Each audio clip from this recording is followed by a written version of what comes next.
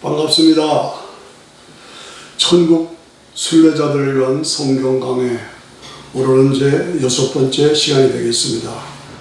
오늘의 주제는 신약 성경에 나타난 5가지 신비에 대해서 말씀을 나눕니다. 성경은 기적의 책입니다. 이 성경의 기적을 빼면은 앞뚜껑과 뒷뚜껑만 남습니다. 오병이어의 사건들, 떡 5개와 물고기 2마리로 5,000명, 2만 명을 먹인 사건들, 예수님이 물 위를 걸어가는 사건들, 죽은 자를 살리신 사건들, 귀신을 내어 쫓는 그런 사건들, 이것이 어떻게 가능한 것이냐라고 많은 의심과 질문들을 하십니다. 그러나 이것은 예수님이 메시아이시라는 것을 보여주는 표적입니다. 그리고 두 번째는 차원의 문제입니다. 개미가 하루 종일 기어가는 거하고 메뚜기가 꽁뚱꽁뚱 2-3번 걸어가는 거하고 똑같습니다. 차원이 다르기 때문입니다. 인간의 차원과 원숭이의 차원은 다릅니다. 원숭이는 아직도 나무에 올라가 열매를 따먹고 있는데 인간은 하늘을 날아다니고 있지요. 그렇습니다. 예, 인간 차원과 하나님 차원은 다릅니다. 이 표적을 보여주는 것이고 차원이 다르서 예수님이 하나님이시다라는 것을 보여주시는 것이고, 세 번째는 천국 하나님 나라는 다시는 배고픈 게 없고 파도가 없고 죽음이 없고 눈물이 없고 마귀가 존재하지 않는 그런 나라가 우리에게 있다는 천국의 실상을 보여주는 것이 기적입니다. 이 기적을 통해서 예수님은 자신이 메시아이신 것을 증명으로 보여주셨는데, 그 예수님 자체는 그 기적들을 뛰어넘는 신비함, 인간으로서는 도저히 이해할 수 없는 그 신비함 그 자체가 예수님이십니다. 오늘 여기서 예수님의 그 신비함을 5가지로 나눕니다. 첫째 신비가 동정녀 탄생입니다. 처녀가 임신하여 아들을 낳았다. 성령으로 있게 되어서 아기를 낳았다. 그분이 예수님이다. 이 신비한 얘기죠. 예. 죄가 없으신 하나님의 독생자가 십자가에서 피 흘려 죽어주셨다. 이것도 어떻게 하나님의 아들이, 어떻게 죄가 없으신 분이 십자가에서 죽으시냐, 이것도 신비한 사건입니다. 그렇게 공공연하게 죽으신 예수님이 3일 만에 무덤에서 부활하셨다. 이 말도 안 되는 얘기 아니냐. 그런데 이게 실제로 역사 속에서 일어났던 사실이고 신비한 일입니다. 그리고 부활하신 것을 40일 동안 보여주시고 500명이 보는 데서 공중으로 쭉 로켓이 올라가듯이 올라가신 거예요. 이 승천이 또 신비 중에 신비입니다. 예. 그리고 결과적으로 저는 강조하고 싶은 것이 변화산의 신비입니다. 변화산의 신비. 그 변화산의 제자들을 데리고 올라가셔서 모세와 엘리야를 부르셔서 예수님이 하나님으로 변하시는 모습, 이것이 신비 중에 신비입니다. 다른 종교에는 이런 신비함이 없습니다. 이러한 성경에 나타난 신비는 사람들이 만든 우화나 신화가 아닙니다. 모두 역사적인 사실이요 사건들입니다. 그리고 이 사건들은 인간을 죄와 사망에서 구원하시기 위한 것이고 영원한 영생을 주시기 위한 것이고, 이 죄사함과 영생은 예수 그리스도를 통해서 이루어진다는, 그 보장된다는 복음의 선포입니다. 인간은 죄, 저주, 눈물, 아픔, 죽음, 지옥, 이것이 우리 모든 인간들이 가지는 문제죠. 여기서 건져주시기 위한 사건이다 라는 것을 우리가 분명히 알고 이 신비를 다시 나눴으면 좋겠습니다. 마태복음 16장에 보면은 예수님께서 길 가시다가 제자들에게 묻습니다. 사람들이 나를 누구라고 하느냐 묻습니다. 그리고 제자들에게 너희는 나를 누구라고 하느냐 라고 부르십니다. 그때 베드로가 나서서 주는 그리스도시요 살아계신 하나님의 아들이십니다 라고 말씀하십니다. 그때 예수님이 이 대답을 들으시고 너무너무 기뻐하시면서 너는 베드로라, 이 반석 위에 내 교회를 세우리니 음부의 권세가 이기지 못하리라. 이 말씀이 굉장히 중요한 말씀이고 역사의 흐름을 갈라놓는 말씀입니다. 이 반석이라는 게 뭐냐? 반석은 베드로다 라고 해석하시는 부류가 있습니다. 그런데 어떻게 베드로가 될 수가 있냐? 조금 있다가 사탄이라고 책망받았는데 사탄이 된 베드로가 어떻게 반석이 될 수가 있느냐? 예수님을 신앙으로 고백한 베드로의 고백, 주는 그리스도시요 살아계신 아들, 하나님의 아들이십니다 라는 그 고백, 그리고 그 고백의 주인공 되시는 예수 그리스도, 이 고백 위에 예수 그리스도 위에 교회를 세우겠다. 음부의 권세가 이기지 못하리라 라고 예수님께서 말씀하십니다. 우리는 이 차이점을 분명히 알아야 합니다. 그리고 내가 천국 열쇠를 너에게 준다 라고 말씀합니다. 이 믿음으로 천국에 들어가고 믿음으로 천국 열쇠를 가지고 열로 들어간다 하는 그 말씀이죠. 마태복음 16장 21절에 이때로부터 예수 그리스도께서 자기가 예루살렘에 올라가 장로들과 대제사장들과 서기관들에게 많은 고난을 받고 죽임을 당하고 제3일에 살아나야 할 것을 제자들에게 비로소 가르치셨다. 예수님은 이 땅에 죽기 위해서 오신 분입니다. 십자가의 희생제물로 죽기 위해서 오신 것입니다. 그래서 제사장들에게, 서기관들에게, 장로들에게, 그 당시 종교인들에게 고난을 받고 십자가에 못 박혀 죽으실 것을 말씀하십니다. 그때 아까 말씀드린 대로 베드로가 가나요? 아닙니다. 그렇게 하시면 안 됩니다 라고 자기의 나름대로 충정을 가지고 권하죠. 그때 사탄아, 내 뒤에서 물러가라 라고 물으시면서 베드로에게 이르시되 너는 나를 넘어지게 하는 자로라. 내가 하나님의 일을 생각하지 아니하고 도리어 사람의 일을 생각한다. 하나님의 일이라는 건 뭡니까?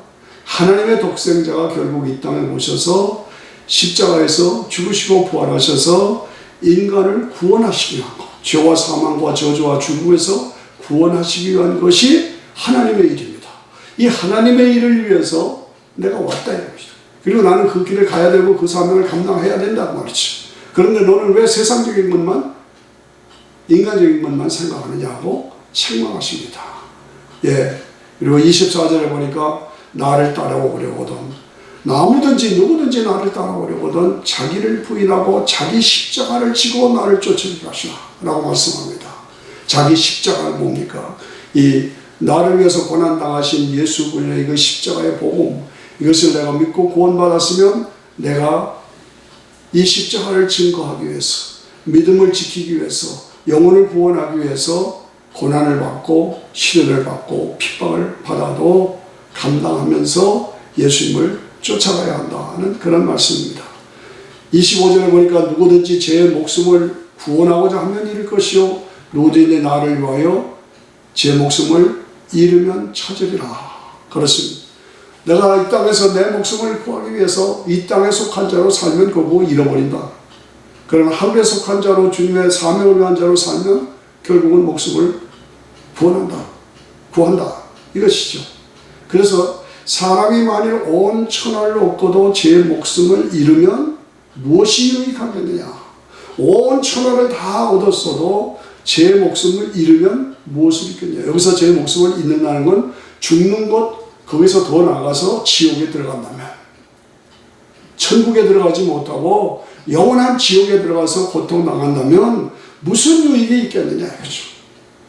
사람이 무엇을 주고 제 목숨을 바꾸겠느냐? 일단 이 땅에서 나만을, 세상을, 물질만을 위해서 살다가 이 땅을 떠나서 지옥에 들어가면 다시는 구원받을 길이 없다는 엄중한 말씀을 말씀하고 있는 것입니다. 27절에 보니까 인자가 아버지의 영광으로 그 천사들과 함께 오리니 그때에 각 사람의 행한 대로 갚아주리라. 주를 위해서 충성하고 헌신하는, 하나님 나라를 위해서, 영원 구원을 위해서 헌신하는 그 사람들은 주님이 재림하실 때, 아버지의 영광으로 천사들과 함께 그때 재림하실 때 모든 성도들이 부활할 때 그때 갚아주겠다. 보상해 주겠다. 행한 대로 갚아주겠다라고 말씀합니다.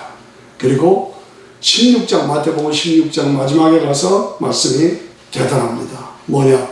여기 섰는 사람들 중에 인자가 왕권을 가지고 오는 것을 볼 자들도 있다라고 말합니다. 왕권을 가지고 오는 것을 볼 자도 있다. 이게 뭔가? 그리고서 17장에 마태복음 17장에 들어가서 베드로와 요한과 야고보를 데리고 높은 산으로 올라가십니다.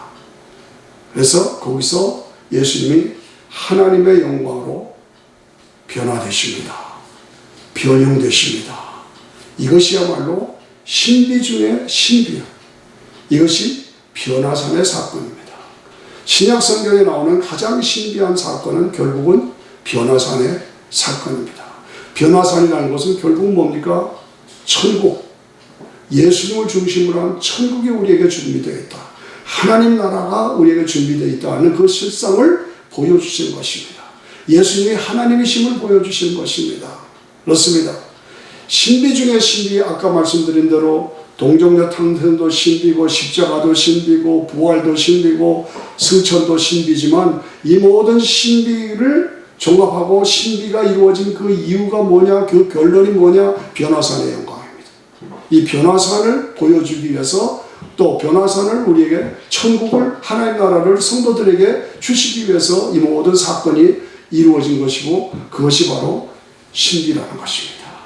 천국, 하나님 나라, 영원한 영생을 누리는 나라, 그것이 우리 성도들에게 준비되어 있다는 것을 보여주신 것입니다. 변화산의 신비는 뭡니까? 주를 위해서 수고하고 헌신하고 충성하는 사람들에게 하나님 나라의 천국의 영광과 보상을 주시겠다고 하는 확신을 보여주시는 것입니다. 그렇습니다. 따라서 동정녀 탄생, 십자가, 부활, 승천의 이 신비는 성도들에게 천국을 주시기 위한, 영생을 주시기 위한 진행의 신비한 사건들이다. 그 말씀입니다.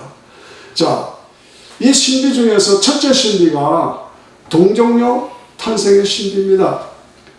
그런데 하나님은 전능하시고 스스로 계시고 모든 존재의 근본이 되시고 능력이 많으시니까 우주 만물을 창조하실 수밖에 없다. 영광을 받으시기 위해서 인간을 창조하실 수밖에 없다. 지정의 인격을 가진 하나님의 모양과 형상대로 지음을 받은 인간을 창조하실 수밖에 없다. 그래서 그 인간을 통해서 영광을 받으시기를 원하셨다. 그런데 강제로가 아니라 자발적으로 하기를 원하셨다. 그래서 인간에게 자유의지를 주셨다. 이 자유의지는 지키나 안 지키나 검증이 필요하다. 그래서 에덴 동산에 선악과를 만들어 두신 거다. 먹지 말아라, 먹으면 죽으리라. 그런데 우리 조상이 교만과 탐욕과 이기심으로 또 사탄의 욕을 받아서 그 선악과를 먹어버렸다. 그래서 하나님의 기준에 어긋났다. 하나님과의 관계가 단절됐다. 인간에게 타락이 들어왔다. 인간에게 죄, 저주, 죽음의 결과는 지옥. 이것이 인간에게 주어진 운명입니다. 그런데 이것을 하나님께서는 이런 일이 있고 이런 일이 일어날 것을 창세 전부터 아셨습니다. 창세 전부터. 그렇지만 자유의지를 주셨어만 했고 그 자유의지를 가지고 인간이 결국은 실패했고 그렇지만 하나님은 그렇게 하실 수밖에 없었다고 하죠. 그러면 이 문제를 해결하기 위해서 결국은 요한복음 3장 16절 하나님이 세상을 이처럼 사랑하사 독생자를 주셨대요. 하나님 독생자를 주셨다. 이는 저를 믿는 자마다 예수님을 믿는 자마다 멸망치 않고 영생을 얻게 하려면 멸망은 뭡니까? 지옥 가는 거예요.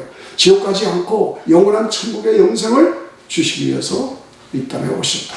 그러기 위해서는 죄는 값을 지불해야 되기 때문에 결국은 예수님이 하나님의 독생자가 이 땅에 오셔서 죽으실 수밖에 없어. 그러기 위해서는 인간이 하나님을 대신해서 죽을 수 없습니다. 하나님이 인간을 대신해서 죽을 수 없습니다. 그러니까 하나님도 되고 사람도 되는 신성과 인성을 가진 양성의 소유자라야만 십자가에 죽을 자격이 있는 거죠. 그렇게 양성의 소유자가 되려면 처녀 마리아의 몸을 빌어서 성령으로 이 땅에 오셔서 족보상으로는 다윗의 후손, 솔로몬의 후손이고 성령으로는 하나님의 아들이 되고 이러한 완전한 자격을 가진 그 자격으로 하나님과 사람 사이에 막혀있는 죄 문제를 해결하기 위해서 십자가에서 피 흘려 죽어주셨다 이거지. 그렇기 때문에 동정녀 탄생을 할 수밖에 없는 거죠. 이것이 신비입니다. 두 번째, 십자가 사건은 보통 사건이 아닙니다. 국가적인 문제였습니다. 예, 당시 로마 제국의 총독이었던 빌라도가 직접 재판을 했죠. 그리고 3번이나 죄가 없다, 무죄다 라고 선포했습니다. 그런데 그 당시에 종교인들, 대제사장, 서기관들, 바리새인들이 죽여라 하고 죽이게 된 것입니다. 죄가 없으신 그 예수님이 십자가에서 피 흘려 죽어주신 것입니다. 왜? 인간의 죄를 위해서 희생제물이 되어주신 것입니다. 대속의 제물로 죽으신 것입니다. 속죄제물로 죽으셨습니다. 피 흘려서 제사를 완성하십니다. 그리고 마지막에 돌아가시면서 다 이루었다 하고 제사를 완성하시고 예언을 완성하시고 인간의 모든 죄값을 완전히 지불하시고 운명하셨습니다.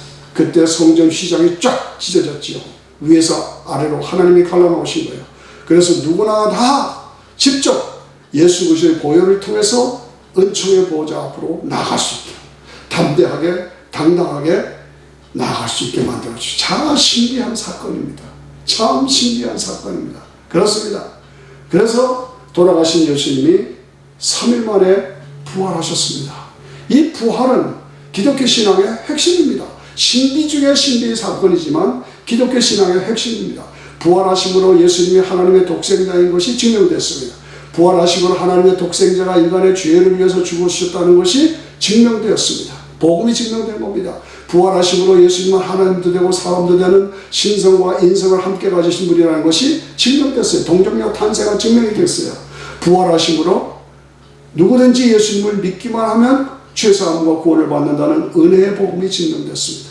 그리고 결론적으로 예수님 부활하신 것처럼 우리 모든 성도들은 부활합니다. 나도 부활합니다. 여러분 모두도 부활합니다. 이것이 복음입니다. 예. 그래서 이 부활이 신비 중에 신비지만은 기독교 신앙의 핵심입니다. 그리고 승천하셨습니다. 승천하신 것 역시 신비한 것입니다. 어떻게 승천하냐? 예, 하나님이시니까 가능하죠. 예, 500명의 증인들이 보는 가운데서 예수님이 승천하셨어요. 예, 사람들이 예수님을 믿지 않습니다. 예수님이 답답하셔서 요한복음 6장 62절에 보면 너희가 인자가 이전이 있던 곳으로 가는 걸 보는 이전이 있던 곳으로 가는 것을 볼 것 같으면 믿겠느냐라고. 이전이 있던 곳으로 가는 것이 뭡니까? 승천입니다. 예, 예수님이 땅에 오셔서 구원을 이루시고 하늘로 올라가신 그 사건을 통해서 우리가 믿을 수 있는 그런 확신을 우리에게 줄 것입니다. 요한복음 16장 28절에 보니까 내가 아버지께로부터 나와서 세상에 왔고 다시 세상을 떠나 아버지께로 가노라. 이 땅에 와서 십자가에서 죽으시고 부활하시고 믿어서 구원받게 하시고 올라가셨어요. 그래서 하늘 지성소에 올라가서 자기의 피를 하늘 지성소에 뿌려서 제사를 완성하시고 성령님을 내려보내신 거예요. 재림하여서 역사를 마감하고 천연왕국을 이루시기 위해서는 예수님이 승천하셔야 돼. 그리고 재림할 때 내려오셔야 되니까. 현재 뭘 하고 계십니까? 대제사장으로 중보자로 우리를 위해서 기도하고 계시는 예수 그리스도. 참 신비한 사건이지요. 예, 이런 일들이 어떻게 일어났는가? 예, 변화산에 올라가셔서 베드로와 요한과 야고보를 데리고 올라가시고 모세와 엘리야를 부르십니다. 신약 성도들의 대표, 구약 성도들의 대표. 신약 성도들은 아직 육체를 입은 사람들입니다. 인간들입니다. 그런데 모세와 엘리야는 그때로부터 1500년 전의 모세고 750년 전의 엘리야, 그들은 죽은 사람들입니다. 그런데 그들이 영으로 살아있는 것입니다.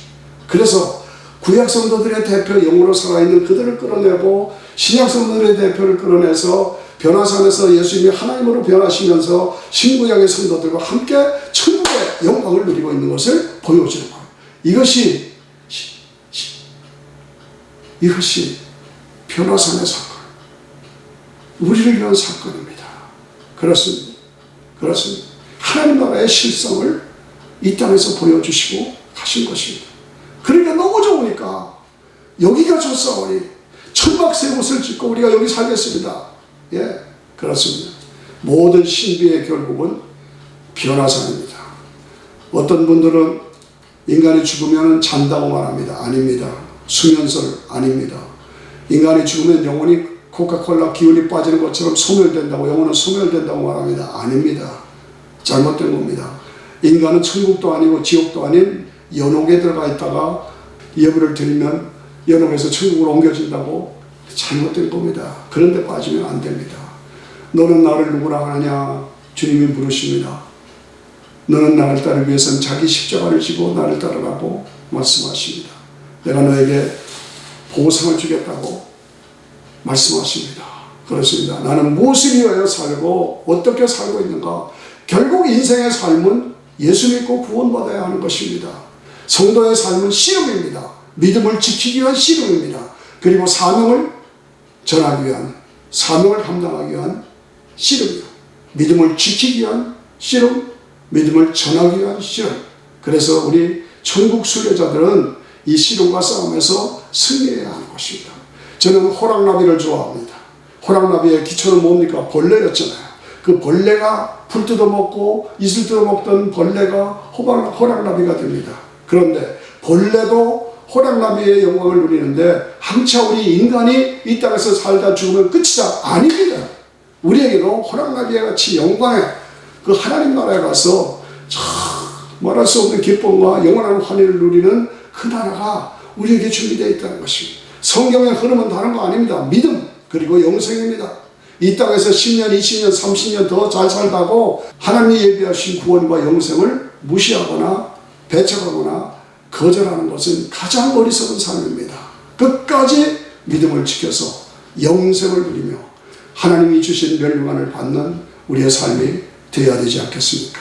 새롭게 도전합니다. 감사합니다. 이만하겠습니다.